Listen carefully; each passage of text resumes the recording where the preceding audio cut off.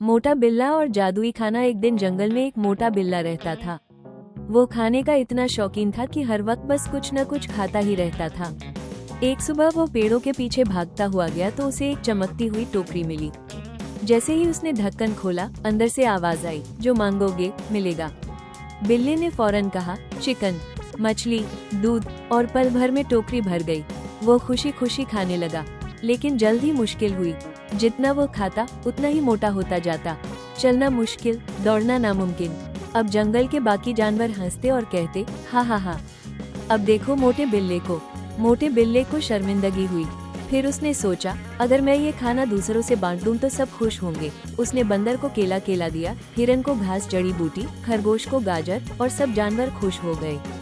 जादुई टोकरी और भी खाना निकालती रही क्योंकि वो अब बांटना शुरू कर चुका था। आखिर में मोटा बिल्ला हंसते हुए बोला, अब समझ आया, ज्यादा खाने से नुकसान मगर बांटने से खुशियाँ बढ़ती हैं। मॉरल, ज्यादा खाने से नुकसान मगर बांटने से खुशियाँ बढ़ती हैं। बच्चों, अगर आपको ये कहानी पसंद आई तो हमारे चैनल को लाइक और सब्सक्राइब करना न भूलें, ताकि और भी जादुई कहानियाँ आप तक पहुँचती रहें।